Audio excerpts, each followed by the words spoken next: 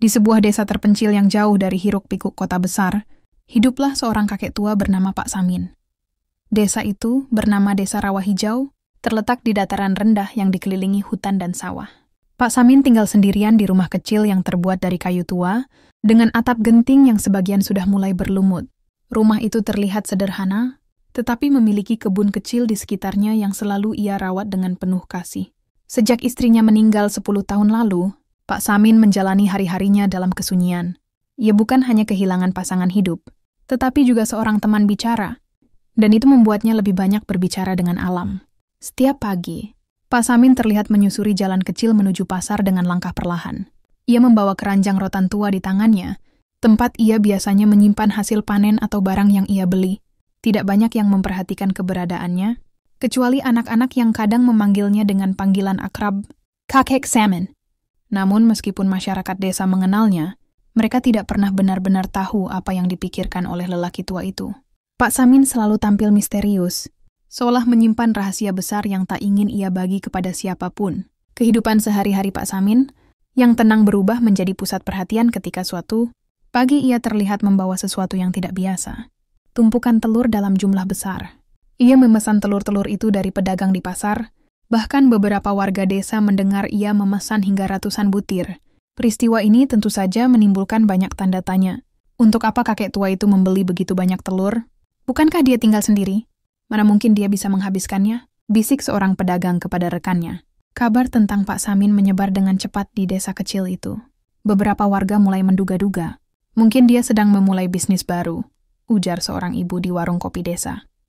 Tapi apa yang bisa dia jual dari telur-telur itu? Dia bahkan tidak punya ayam sendiri. Warga semakin bingung ketika melihat Pak Samin membawa telur-telur.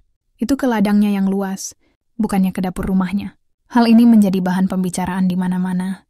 Desa kecil seperti Desa Rawa Hijau tidak pernah kekurangan bahan gosip, dan kali ini Pak Samin menjadi topik utama. Pagi berikutnya, rasa penasaran warga desa semakin memuncak.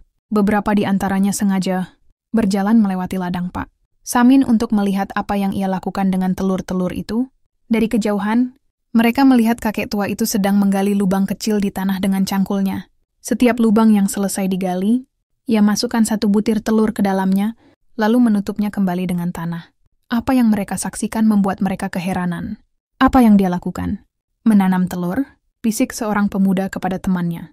Mana mungkin telur bisa tumbuh jadi sesuatu? Ini pasti perbuatan orang gila. Ketika mereka mulai berbicara lebih keras, Pak Samin hanya menoleh sebentar, lalu kembali bekerja tanpa mengucapkan sepatah kata pun. Ia tidak marah, tidak menjelaskan, hanya melanjutkan pekerjaannya dengan tekun. Setiap hari, aktivitas yang sama terus berulang. Pak Samin menggali, menanam telur, menutup lubang, dan menyirami tanahnya. Hanya sedikit orang yang mencoba bertanya langsung kepadanya, tetapi ia selalu menjawab dengan senyum tipis tanpa memberikan alasan. Sikapnya ini justru semakin membuat warga menganggapnya aneh. Semakin hari, ejekan dari warga desa semakin menjadi-jadi. Anak-anak kecil yang lewat di depan ladang sering berteriak-teriak, "Kakek Samin sedang menanam telur ajaib. Nanti tumbuh pohon ayamnya, kek." Mereka tertawa terbahak-bahak, sementara para orang dewasa hanya menggeleng-gelengkan kepala. Sungguh kasihan. Mungkin dia sudah terlalu lama sendirian, jadi pikirannya mulai kacau, komentar seorang ibu sambil membawa air dari sumur. Tidak hanya itu, beberapa warga bahkan mulai menyebarkan cerita-cerita yang tidak benar tentang Pak Samin. Ada yang mengatakan bahwa ia sedang melakukan ritual aneh untuk meminta kekayaan. Ada pula yang menduga ia mencoba memanggil roh istrinya yang sudah meninggal. Namun terlepas dari semua cemoohan dan gosip yang beredar, Pak Samin tidak pernah membalas dengan kata-kata kasar. Ia tetap ramah kepada siapa saja yang menyapanya, meskipun seringkali sapaan itu diiringi tawa atau sindiran. Satu hal yang pasti, Pak Samin tidak pernah berhenti bekerja.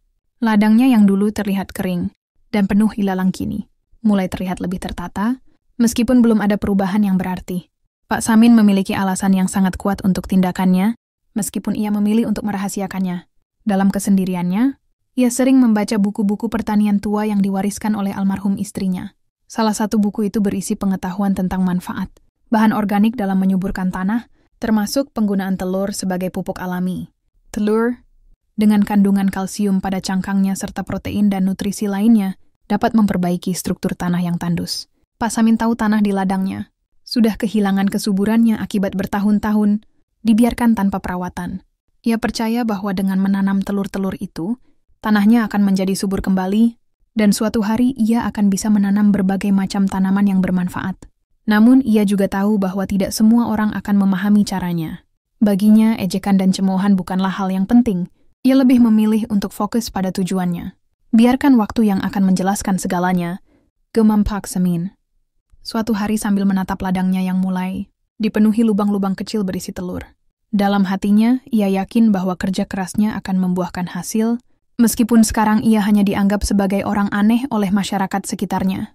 Hari-hari berlalu, dan rasa penasaran warga desa terhadap aktivitas Pak Samin semakin memuncak. Banyak yang mulai berbicara secara terbuka tentang apa yang mereka pikirkan. Di warung kopi desa, tempat para lelaki sering berkumpul setelah bekerja, topik mengenai telur ajaib Pak Samin menjadi bahan diskusi utama. Menurutmu, apa yang sebenarnya dia pikirkan? Telur itu bisa membusuk dan membuat ladangnya bau, ujar Pak Darno, seorang petani tua yang terkenal tegas. Seorang pemuda bernama Jono menimpali dengan tertawa. Mungkin dia pikir telur itu bisa tumbuh menjadi pohon ayam. Semua orang di warung tertawa mendengar candaan itu. Namun tidak semua warga memandang aktivitas Pak Samin dengan olok-olok. Ada beberapa yang mulai merasa kasihan padanya. Mungkin dia hanya ingin mencoba sesuatu yang baru. Lagi pula siapa tahu itu berhasil, ujar seorang wanita muda bernama Sari. Sayangnya, suara seperti itu sering tenggelam di tengah gelombang tawa dan cemoohan. Sementara itu, Pak Samin tetap melanjutkan pekerjaannya dengan tenang, seolah tidak mendengar semua komentar yang beredar di sekitarnya. Kegigihan Pak Samin dalam menanam telur satu persatu menjadi pemandangan yang menarik, sekaligus membingungkan bagi warga desa. Pagi-pagi sekali, sebelum matahari terbit, Pak Samin sudah memulai pekerjaannya. Ia menggali lubang dengan cangkul kecil, memasukkan telur ke dalamnya, dan menutupnya kembali dengan tanah. Setelah itu, ia menyirami setiap lubang dengan air dari sumur di dekat rumahnya. Setiap gerakan yang ia lakukan terlihat penuh perhatian, seolah-olah ia sedang melakukan sesuatu yang sangat penting. Anak-anak yang lewat di dekat ladangnya sering berhenti untuk melihat. Lihat, kakek Samin lagi menanam telur. Hei kek, kapan pohon telurnya tumbuh? Teriak salah satu anak sambil tertawa. Pak Samin hanya menoleh, tersenyum kecil, lalu kembali melanjutkan pekerjaannya. Namun ejekan itu semakin sering terdengar. Bahkan beberapa pemuda desa mulai datang ke ladang. Pak Samin hanya untuk melihat dan membuat lelucon. Mereka berjalan mendekat sambil tertawa, menunjuk-nunjuk lubang-lubang yang sudah ditanam telur. Pak Samin, kami mau pesan 1 pohon ayam kalau sudah panen nanti. Salah seorang dari mereka berteriak. Pak Samin tetap tenang, tidak terganggu oleh olok-olok itu. Ia hanya menjawab dengan suara pelan, tunggu saja. Waktu akan menjawab semuanya. Meskipun cemoohan terus berdatangan, Pak Samin tidak pernah kehilangan semangatnya. Setiap hari, ia melanjutkan pekerjaannya tanpa peduli apa kata orang. Dalam hatinya, ia yakin bahwa apa yang ia lakukan akan membawa perubahan besar pada ladangnya. Sementara itu, beberapa warga desa mulai mempertanyakan tindakan mereka sendiri. Apa mungkin kita salah menilai Pak Samin? Dia tampaknya sangat yakin dengan apa yang dia lakukan, ujar Bu Tati, seorang penjual sayur. Namun sebagian besar masih merasa skeptis. Dia mungkin keras kepala, tapi itu tidak berarti dia benar. Dia mungkin keras kepala, tapi itu tidak berarti dia benar, balas Pak Udin, seorang petani tua yang sudah lama menganggap tanah Pak Samin tidak berguna. Namun ada satu hal yang tidak bisa dipungkiri oleh siapapun. Ladang Pak Samin mulai terlihat berbeda. Tanah yang sebelumnya keras dan kering, kini mulai tampak lebih gembur. Gulma yang dulu memenuhi ladang itu telah hilang, digantikan oleh tanah subur yang terlihat segar. Pak Samin juga mulai menanam beberapa bibit tanaman di atas tanah yang sudah ditanami telur. Ini baru permulaan. Gumamnya kepada dirinya sendiri sambil memandangi ladangnya dengan penuh harap. Seiring berjalannya waktu, perubahan yang terjadi pada ladang Pak Samin semakin sulit diabaikan. Bibit-bibit tanaman yang ia tanam mulai tumbuh dengan subur, daunnya hijau segar dan batangnya kuat. Para warga desa yang sebelumnya menertawakannya kini mulai merasa bingung. Bagaimana mungkin?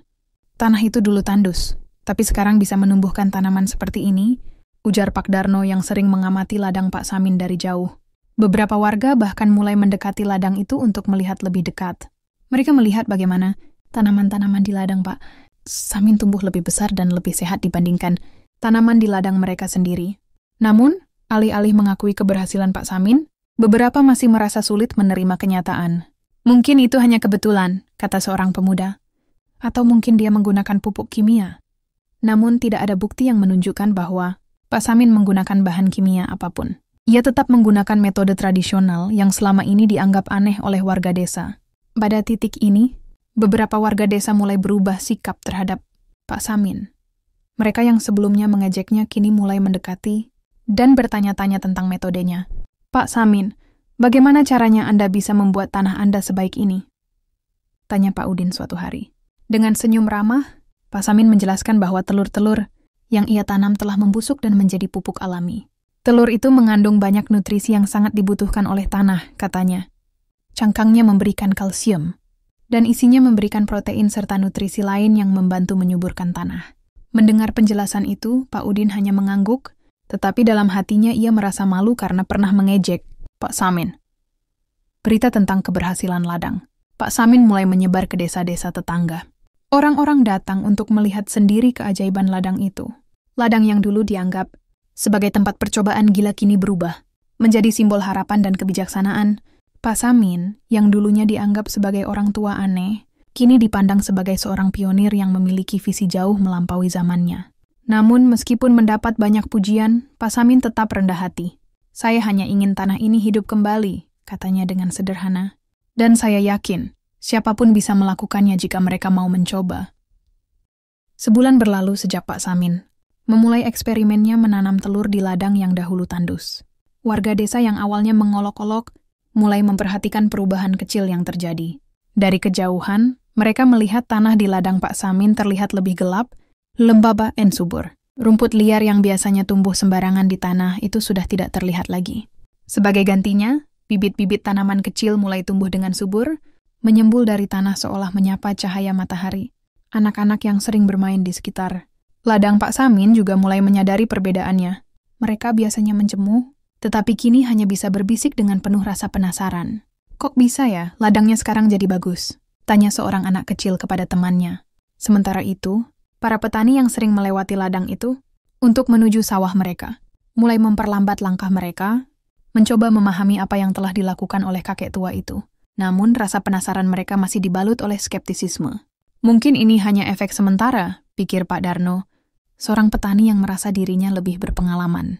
2 bulan kemudian, perubahan yang terjadi di ladang Pak Samin semakin jelas terlihat. Bibit-bibit yang ia tanam sudah tumbuh menjadi tanaman hijau yang subur, dengan daun-daun lebar yang terlihat segar setiap pagi. Warga desa tidak lagi bisa mengabaikan apa yang mereka lihat. Beberapa di antara mereka mulai mendekati ladang Pak Samin untuk melihat lebih dekat.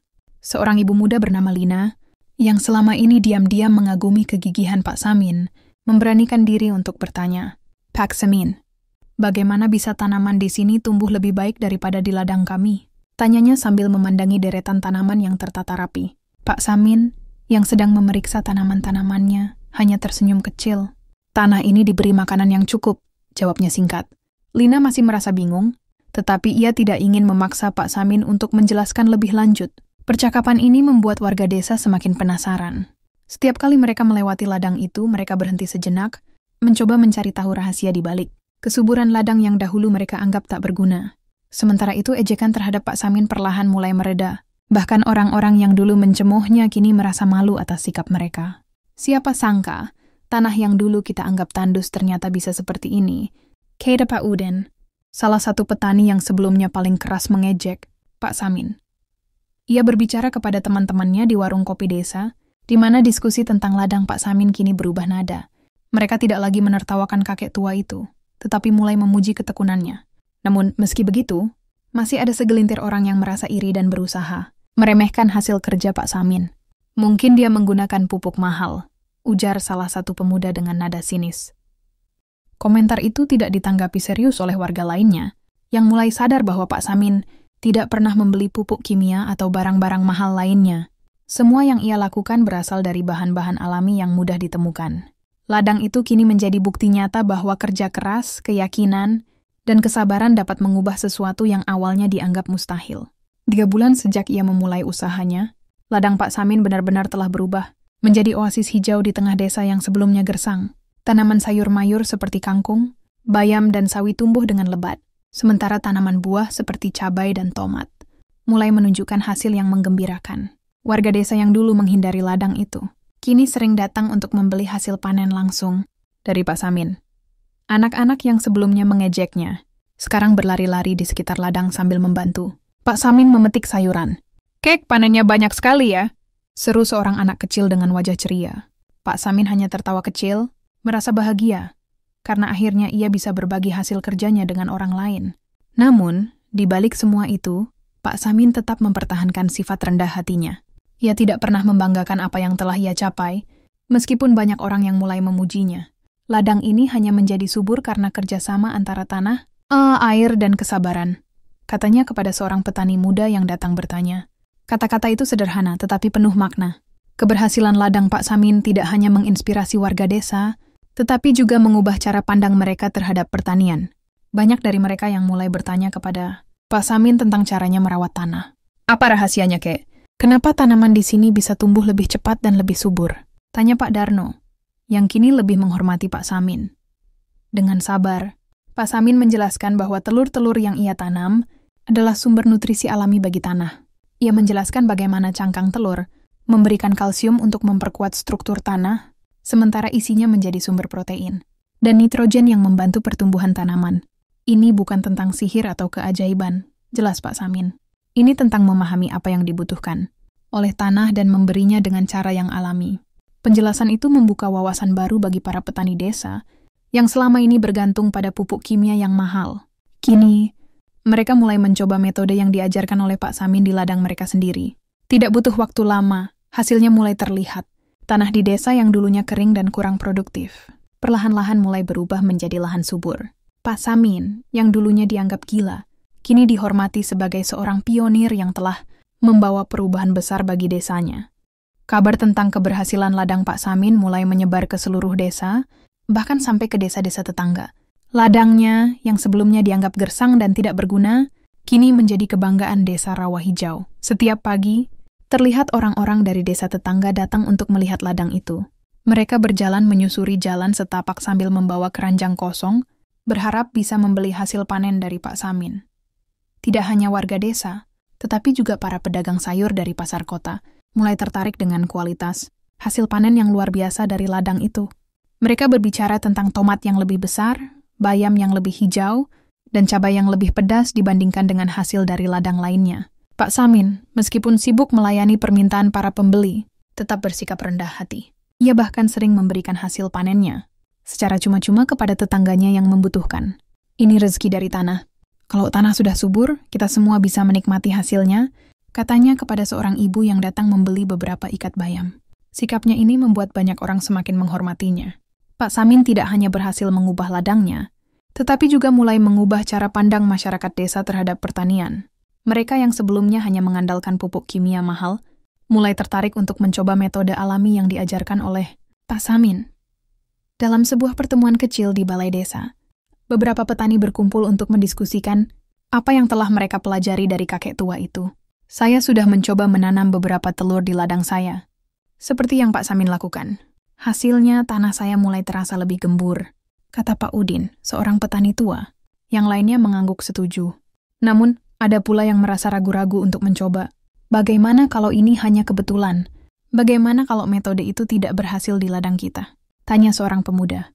Mendengar hal itu, Pak Samin yang kebetulan hadir dalam pertemuan itu menjawab dengan tenang, "Tidak ada kebetulan dalam pertanian. Semua tergantung pada bagaimana kita memahami tanah kita. Setiap tanah itu berbeda, dan tugas kita adalah belajar memahami kebutuhannya." Kata-kata itu menyentuh hati banyak orang, dan mereka mulai melihat pertanian dari sudut pandang yang berbeda. Namun perubahan besar ini tidak terjadi tanpa tantangan. Ada beberapa orang yang masih merasa iri dengan keberhasilan Pak Samin. Mereka berusaha mencari-cari kesalahan atau alasan untuk merendahkan hasil kerja kerasnya. Mungkin dia diam-diam menggunakan pupuk kimia mahal. Ujar seorang pemuda yang sering merasa terganggu dengan perhatian yang diterima Pak Samin. Namun, warga desa yang telah melihat langsung kerja keras, Pak Samin segera membela kakek tua itu. "Kami tahu apa yang dia lakukan.